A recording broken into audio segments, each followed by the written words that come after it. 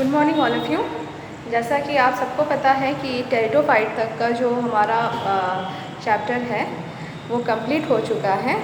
That means third chapter में ही आज हम नेक्स्ट टॉपिक की बात करेंगे, वो है आपका जिम्नोस्पर्म। जिम्नोस्पर्म के बाद एक और टॉपिक बचा रह जाएगा, वो होगा एंजियोस्पर्म। एंड एंजियोस्पर्म के बाद आपका चैप्टर, ये थर्ड चैप्टर पूरी तरह से कंप्लीट हो जाएगा। फिर हम फोर्थ चैप्टर की ओर आगे बढ़ेंगे। ठीक, तो अभी तक आपने थर्ड चैप्टर में क्या क्या चीज़ें पढ़ी? हमने पढ़ा एल्गी के बारे में पढ़ा, उसके बाद हमने एल्गी का क्लासिफिकेशन पढ़ा। दैट मीन्स एल्गी के जो डिफरेंट क्लासेस थे, क्लोरोफाइसी, फेओफाइसी एंड रोडोफाइसी के बारे में। उम्मीद है कि आप सबको ये तीनों चीज़ें अच्छे तरह से समझ में भी आई होंगी। फिर हमने ब्रायोफाइट्स के बारे में पढ़ा। ब्रायोफाइट्स को हम क्या कहते हैं आप सभी को पता होगा, लेकिन मैं एक बार बता देना चाहती हूँ। एम्फीबियन ऑफ प्लांट किंगडम इसको बोला जाता है। देन फिर हमने टेरिडोफाइटा के बारे में पढ़ा।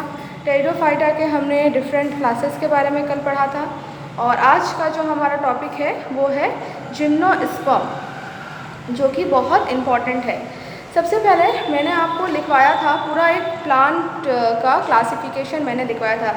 जैसे ही थर्ड चैप्टर स्टार्ट हुआ था ना, उसी दिन मैंने पूरा प्लांट्स का क्लासिफिकेशन आपको लिखवाया था कि जो प्लांट्स है, प्लांट किंगडम को हम दो ग्रुप्स में डिवाइड करते हैं। वो कौन कौन से ग्रुप्स होते हैं? पहला होता है क्रिप्टोगैम्स और दूसरा होता है फेनरोगैम्स। ठीक है, तो क्रिप्टोगैम्स के अंतर्गत जितने भी सारे प्लांट्स के ग्रुप आते हैं, हमने उन सब की स्टडी कर लिया है। ठीक, आज हम पढ़ने जा रहे हैं फेनरोगैम्स के बारे में। और फेनरोगैम्स को अगर आप बोलोगे तो ये ऐसे ये ऐसे प्लांट्स होते हैं जिसमें कि पुष्प होते हैं, जिसमें कि बीज उत्पन्न होते हैं। ठीक है, जिसमें कि आप फलों के निर्माण को आप देखोगे। ठीक है, फेनरोगैम्स के अंतर्गत आने वाले पौधे। तो उसी के अंतर्गत आज हम पढ़ेंगे जिम्नोस्पर्म के बारे में। आइए देखते हैं कि इसके इम्पॉर्टेंट कैरेक्टर क्या है, जिम्नोस्पर्म की क्या क्या विशेषताएँ हैं। सबसे पहले जिम्नोस्पर्म को बोला जाता है क्या? जिम्नोस मतलब होता है नेकेड। ठीक है, और स्पर्मा मतलब होता है सीड। दैट मीन्स क्या कि जिम्नोस्पर्म को हम बोलते हैं नेकेड सीड प्लांट। इसका मतलब क्या है कि इसमें जो सीड होते हैं, सीड के चारों कोई भी फ्रूट का फॉर्मेशन नहीं होता है। अगर मैं आपको एक चीज़ बताऊं तो क्या होता है, जैसे इसमें जो ओव्यूल होती है ना, जो ओव्यूल, ठीक है, ओव्यूल डेवलप करके सीड का फॉर्मेशन करती है। और जो ओवरी होता है, ओवरी डेवलप करके फ्रूट का फॉर्मेशन करता है। ठीक है, तो क्या हुआ इससे कि ओव्यूल से सीड बना और ओवरी से क्या बनता है? फ्रूट बनता है। तो जिम्नोस्पर्म के जितने भी सारे प्लांट्स होते हैं ना, उसमें ओवरी नहीं उपस्थित होता है, उसमें ओवरी पाया ही नहीं जाता है। तो ओवरी न पाए जाने के कारण क्या हो जाता है, इसमें फ्रूट का भी फॉर्मेशन नहीं हो पाता। क्योंकि ओवरी नहीं है, तो ओवरी नहीं है तो फ्रूट का भी फॉर्मेशन इसमें नहीं हो पाएगा। तो पहली जो बात है, जो मोस्ट इम्पॉर्टेंट है, वो आपको याद रहेगी ना कि जिम्नोस्पर्म को, जिम्नोस्पर्म को हम दो अलग अलग भाषा में, मतलब दो अलग अलग ग्रुप्स में रख के उसको हम डिवाइड कर सकते हैं। पहला क्या है हमारा? जिम्नोस। जिम्नोस का मतलब होता है नेकेड और स्पर्मा का मतलब होता है सीड। तो नेकेड सीडेड प्लांट को हम जिम्नोस्पर्म के अंतर्गत रखकर उसकी स्टडी करते हैं। मतलब ऐसे सारे प्लांट्स को जिसके कि सीड बस होता है, उसमें फ्रूट का फॉर्मेशन नहीं होगा, उसमें फ्रूट नहीं बनेगा। ऐसे सारे प्लांट्स जिसमें फ्रूट का फॉर्मेशन नहीं होता है, केवल उसमें सीड पाए जाते हैं, केवल उसमें बीज पाए जाते हैं, ऐसे सारे प्लांट्स को हम किसके अंतर्गत रखते हैं? हम रखते हैं जिम्नोस्पर्म के अंतर्गत। ठीक है, इतनी बात आपको क्लियर हुई। सेकेंड पॉइंट मैंने इसमें वही चीज़ लिखा हुआ है कि ओव्यूल्स, हो सकता है आपको क्लियर नहीं आ रहा होगा, इसलिए मैं आपको पढ़ के भी एक बार सुना देना चाहती हूँ। Ovules are not covered by ovary wall. मतलब क्या है कि ओव्यूल्स जो होते हैं, देखो, एक अगर मैं फ्लावर का पार्ट लूँ तो आपको फ्लावर, सभी ने फ्लावर को देखा ही होगा। तो फ्लावर में जो उसका फीमेल रिप्रोडक्टिव पार्ट होता है, वो क्या होता है? दिख रहा है? हाँ, सबसे ऊपर इसमें स्टिग्मा होता है फ्लावर में। ठीक है, इसको हम बोलते हैं स्टाइल होता है, इस लंबे से पोर्शन को हम इसमें स्टाइल बोलते हैं। देन एक फूला हुआ पार्ट होता है, ठीक है, एक फूला हुआ पार्ट होता है, इस फूले हुए भाग को हम ओवरी बोलते हैं, ठीक है।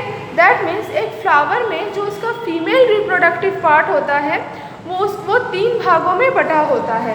सबसे पहला भाग को हम स्टिग्मा बोलते हैं, ठीक है, दूसरे भाग को हम स्टाइल बोलते हैं, ठीक, और लोअर मोस्ट पार्ट को हम ओवरी बोलते हैं। इतना सबको समझ में आया? इस ओवरी के अंदर ओव्यूल्स मौजूद रहते हैं, ठीक है, इस ओवरी के अंदर ओव्यूल्स मौजूद रहते हैं, ओव्यूल्स बनते हैं। यही जो ओव्यूल्स होते हैं, जब किसी प्लांट में फर्टिलाइजेशन हो जाता है तो फर्टिलाइजेशन होने के बाद ये जो ओव्यूल्स है, ये जो आपके ओव्यूल्स हैं, ओव्यूल्स जो है, ठीक है, ओव्यूल से सीड का फॉर्मेशन होता है और ओवरी से फ्रूट का फॉर्मेशन होता है। आप सभी लोग अपने घर में मैंगो खाते हो ना? मैंगो एक फ्रूट है, तो मैंगो का जो हिस्सा खाते हो वो उसका फ्रूट है, और मैंगो के अंदर क्या उपस्थित होता है? उसका बीज उपस्थित होता है। तो मैंगो एक एंजियोस्पर्मिक प्लांट का एक फ्रूट है, ठीक है। अगर आपको कोई ऐसा फ्रूट मिले जिसमें केवल बीज हो, उसके ऊपर कोई फल का आवरण ही ना हो, तो ऐसे प्लांट्स को या ऐसे फ्रूट्स को आप बोलोगे कि ये तो जिम्नोस्पर्म का फ्रूट है, ठीक। तो वही बात यहाँ पे लिखी गई है कि ovules are not covered by ovary wall. That means मैंने आपको अभी क्या दिखाया कि जो ओव्यूल्स होते हैं वो ओवरी के द्वारा घिरे रहते हैं।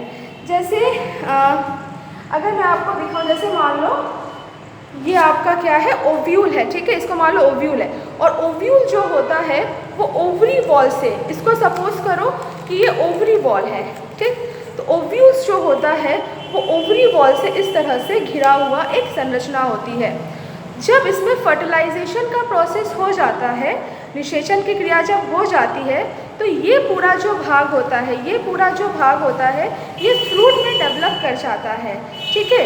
ये वाइट वाला जो पार्ट है, ऊपर वाला जो पार्ट है, ये फ्रूट बन जाता है, और जो पहले ओव्यूल था वो सीड बन जाता है।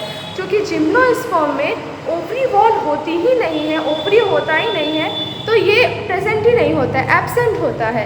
और क्या प्रेजेंट होता है? सिर्फ सीड, ठीक। तो ovules are not covered by ovary wall both before and after fertilisation. माने फर्टिलाइजेशन के पहले भी ओवरी वॉल प्रेजेंट नहीं होगी और फर्टिलाइजेशन के बाद भी प्रेजेंट नहीं होगा ओवरी वॉल, केवल सीड प्रेजेंट होगा, ठीक है। फर्टिलाइजेशन के पहले हम उसको ओव्यूल बोलेंगे, और जब फर्टिलाइजेशन हो जाता है तो हम उसको सीड प्रोनाउंस करने लगते हैं, ठीक है। अब जिम्नोस्पर्म का जो साइज़ होता है वो साइज़ आपको बहुत ज़्यादा वेरिएबल दिखने को मिलेगा। दैट मीन्स जिम्नोस्पर्म में आपके छोटे श्रब्स भी आते हैं, ठीक है, आपके इसमें मीडियम साइज़ के प्लांट भी आते हैं, ठीक। और संसार का, विश्व का, वनस्पति जगत का सबसे बड़ा जो प्लांट है वो क्या है? इसका नाम याद रखना, बहुत इम्पॉर्टेंट है, सिकुआ जाइजेंटिका, ठीक है। क्या नाम है? सिकुआ जाइजेंटिका। ये वनस्पति जगत का सबसे लंबा प्लांट इसको बोला जाता है, सिकुआ जाइजेंटिका को, ठीक। अब इसमें क्या पाया जाता है? जिम्नोस्पर्म में इसमें टैप रूट पाया जाता है। टैप रूट को हम हिंदी में बोलते हैं मूसलाजड़। टैप रूट को हम हिंदी में क्या बोलते हैं? हिंदी में बोलते हैं इसको हम मूसलाजड़, ठीक है। नॉर्मली जितने भी सारे हायर प्लांट्स होते हैं ना, उच्च कोटि के प्लांट्स होते हैं, उसमें टैप रूट ही पाया जाता है, ठीक है। उसमें टैप रूट का फॉर्मेशन ही होता है, मतलब उसमें मूसलाजड़ ही पाया जाता है। अपस्थानिक जड़ आपको एंजियोस्पर्म में दिखने को मिलेगा, जो प्याज होती है, लहसुन होता है, जो ग्रासेस होते हैं, उसमें अपस्थानिक जड़, दैट मीन्स एडवेंटेटियस रूट उसमें पाया जाता है। अभी के लिए याद रखो कि जिम्नोस्पर्म में कौन सा जड़ पाया जाता है? तो जिम्नोस्पर्म में आपका टैप रूट, जिसको कि हम मूसलाजड़ कहते हैं, वो पाया जाता है। मूसलाजड़ होता है कि कैसा है? तो मूसलाजड़, अगर मैं इसकी संरचना आपको बताऊं तो ये एक आपका इस तरह से मेन एक एक्सिस होता है रूट का, ठीक है। एक रूट का ये एक मेन एक्सिस होता है, और इस रूट के मेन एक्सिस से प्राथमिक और द्वितीयक जड़ इस तरह से निकलती हैं। तो इसी को, जो ये मोटा सा आया है ना, इसी को हम बोलते हैं, जो मोटा सा आया है यहाँ पे, इसको हम बोलते हैं टैप रूट, मुसला जड़। ठीक, अब इसमें जो रूट्स होते हैं वो कुछ लोअर ऑर्गेनिज्म के साथ एक कॉम्बिनेशन दर्शाते हैं। जैसे जिम्नोस्पर्म का एक प्लांट है, उस प्लांट का नाम है पाइनस। ठीक है, तो पाइनस की जड़ों में क्या पाया जाता है? फंगस पाया जाता है, फंगस का डेवलपमेंट हो जाता है। ये इसका टैप रूट है ना, ये इसका मानो पाइनस ट्री का ये जड़ है, तो इसकी जड़ों में इस तरह से फंगस का डेवलपमेंट हो जाता है, फंगस पाया जाता है। फंगस का यहाँ पे क्या काम होता है? फंगस जड़ों को भूमि में मजबूती प्रदान करता है ताकि जो प्लांट है वो मिट्टी को छोड़े ना, मिट्टी को वो पकड़े रहें। और साथ ही साथ फंगस क्या काम करता है? इसके अलावा वो खनिज लवण और जल को अवशोषित करता है और प्लांट्स के रूट को प्रोवाइड करवाता है। और बदले में फंगस को भी कुछ प्राप्त होता है इससे, तो बदले में फंगस को इसके मतलब इससे क्या मिलता है? तो पाइनस ट्री जो होती है ना, पाइनस ट्री जो भी भोजन का निर्माण करती है फोटोसिंथेसिस के द्वारा, तो वो भोजन क्या होता है? इस फंगस को प्रोवाइड करवा दिया जाता है। तो इस तरह का जो कोरिलेशन, इस तरह का जो सहसंबंध जो दिखने को मिलता है पाइनस के ट्री के मतलब पाइनस ट्री का जो रूट होता है उस रूट और फंगस के साथ, ठीक है, इस तरह के रूट और फंगस के कोरिलेशन को हम बोलते हैं माइकोराइजा। ठीक, इसका नाम हो जाता है माइकोराइजा। तो माइकोराइजा की कभी कभी डेफिनेशन पूछ ली जाती है कि माइकोराइजा को डिफाइन कीजिए, तो आप क्या बोलोगे? पाइनस ट्री की जो रूट्स होती हैं, जो जड़ होती हैं, उस जड़ में जब फंगस का उसके साथ संबंध स्थापित होता है, मतलब उसकी जड़ों में जब फंगस पाया जाता है तो एक सहसंबंध स्थापित हो जाता है। दोनों तरफ के लोगों को फ़ायदा होता है। कैसा फ़ायदा होता है वो? जो मैंने देखो, सबसे पहले फंगस प्लांट को क्या प्रोवाइड करवाता है? तो उसको सबसे पहले तो वो मिट्टी में मजबूती से प्लांट खड़ा रहे, उसको एक अटैचमेंट प्रोवाइड करवाता है फंगस। फिर फंगस खनिज लवण और जल भी प्रोवाइड करता है, पानी भी प्रोवाइड करता है किसको? पाइनस ट्री को। और बदले में पाइनस ट्री उसको क्या देती है? चूँकि पाइनस एक ट्री है तो उसमें फोटोसिंथेसिस का प्रोसेस तो होगा ही, तो फोटोसिंथेसिस के प्रोसेस के दौरान जो भी भोजन बनता है, जो भी फूड बनता है, उस भोजन का थोड़ा सा भाग वो फंगस को दे देती है। तो इस तरह से एक रूट और फंगस में जो एक संबंध दिखने को मिलता है, इस संबंध को हम बोलते हैं माइकोराइजा। दूसरा होता है कोरेलॉइड। कोरेलॉइड में क्या होता है? वही सेम तरह का सहसंबंध होता है, लेकिन इसमें पाइनस ट्री नहीं होती, इसमें साइकस ट्री होता है। और यहाँ पे फंगस की जगह BGA का फुल फॉर्म क्या होता है? Blue green algae. Blue green algae यहाँ पे आ जाता है, जो कि एक साइनोबैक्टीरिया है। ब्लू ग्रीन एल्गी क्या करता है? नाइट्रोजन प्रोवाइड करवाता है, खनिज लवण प्रोवाइड करवाता है, जल प्रोवाइड करवाता है, और बदले में साइकस ट्री उसको क्या देती है? उसको फूड भोजन की उसको उपलब्धता करवाती है। तो इतना आपको पक्का समझ में आया होगा। ठीक है, आगे है हमारा क्या टॉपिक है? आगे है हमारा इसका स्टेम। स्टेम मतलब क्या होता है? स्टेम मतलब होता है तना। मतलब इसमें तना कैसा पाया जाता है? ठीक है, तो इसमें तना ब्रांच भी होता है। नीम का पौधा देखा है, नीम का पेड़ होता है, नीम का पेड़ देखा है, आम का पेड़ देखा है, कितनी सारी उसमें ब्रांचिंग रहती है ना, बहुत सारे ब्रांचेस निकले होते हैं। तो उसी तरह का ट्री इसमें भी पाया जाता है, तो उसको हम बोलते हैं ब्रांच्ड। ठीक है, और इसमें तो ब्रांच के एग्जाम्पल क्या है? एग्जाम्पल हमेशा बहुत इंपॉर्टेंट होता है, तो पाइनस और सिट्रस उसका क्या है? एग्जाम्पल है। अनब्रांच्ड भी होते हैं। आपने अपने घरों के आसपास खजूर, ताड़, नारियल का पेड़ देखा होगा, उसमें ब्रांचिंग नहीं होती है, उसमें एक ऐसा सीधा एक प्लांट होता है बिल्कुल खड़ा, और उसके ऊपर इस तरह से बहुत सारी पत्तियाँ ऊपर की तरफ निकली हुई रहती हैं। तो इस तरह के ट्री का जो फॉर्मेशन होता है ये अनब्रांच्ड होता है। इसका मतलब ये जो एग्जाम्पल है इसका साइकस है। क्लियर हुआ? नेक्स्ट है, इसमें जो लीफ होता है, इसकी जो लीफ मतलब जो पत्तियाँ होती हैं, पत्तियाँ इसमें निडल लाइक होती हैं। निडल लाइक मतलब बिल्कुल ही इस तरह से नौकीली लंबी पत्तियाँ उपस्थित होती हैं, और पत्तियों में सल्फिन स्टोमेटा पाए जाते हैं, मतलब धंसे हुए रंध्र पाए जाते हैं। जैसे ये पत्ती है तो पत्ती में इस तरह से धंसे हुए रंध्र इसमें उपस्थित होते हैं, तो इसको हम बोलते हैं सनकेन स्टोमेटा। ये ऐसा इसलिए होता है कि जिम्नोस्पर्मिक ट्री कुछ ऐसे जगहों में पाए जाते हैं जहाँ पे पानी की उपलब्धता बहुत कम होती है या पानी अच्छे से हमें अवेलेबल नहीं हो पाता है, तो पानी का ज़्यादा लॉस ना हो पाए, इसीलिए इसमें इस तरह का अरेंजमेंट देखने को मिलता है।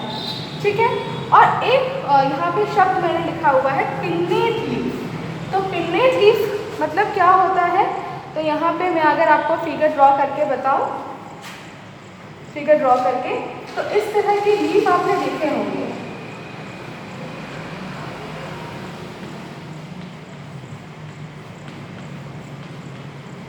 ठीक है, इस तरह के जो लीफ पाए जाते हैं इसी को हम बोलते हैं पिन्नेट लीफ। ठीक है, इसमें इसकी एक पत्ती को हम नहीं बोलेंगे, जैसे फॉर एग्जांपल ये एक पत्ती इसकी लीफ नहीं कहलाएगी, बल्कि ये पूरा जो ये पत्तियों का जो समूह है इसको हम इसमें लीफ बोलते हैं। ठीक, तो फिलहाल आज तक मतलब आज के लिए बस इतना ही। अभी तक का आपको क्लियर हुआ है कि नहीं, ज़रूर आप लोग मुझे बताना वीडियो कैसा लगा। प्लीज़ कमेंट करके बताना, व्हाट्सएप पर ही कमेंट करके बताना कि कैसा आपको लग रहा है, समझ में आ रहा है कि नहीं, और कुछ डाउट है तो आप पूछा करो व्हाट्सएप ग्रुप में। एंड देन एक मोस्ट इम्पॉर्टेंट चीज़ मुझे आपको ये बतानी थी कि अभी हम जैसे ये आपको पता चल रहा होगा कि क्लासेस अभी स्कूल में चल रही हैं, तो आप 1-2 लोग करके स्कूल में आ सकते हो। कुछ भी अगर कन्फ्यूज़न है, आपको नहीं समझ में आ रहा, तो आप अपने डाउट्स आके मुझसे मिलकर स्कूल में क्लियर कर सकते हो। ठीक है, मैं स्कूल में अवेलेबल हूँ अभी। ठीक, तो आई होप आपको आज का कॉन्सेप्ट समझ में आया होगा। Thank you.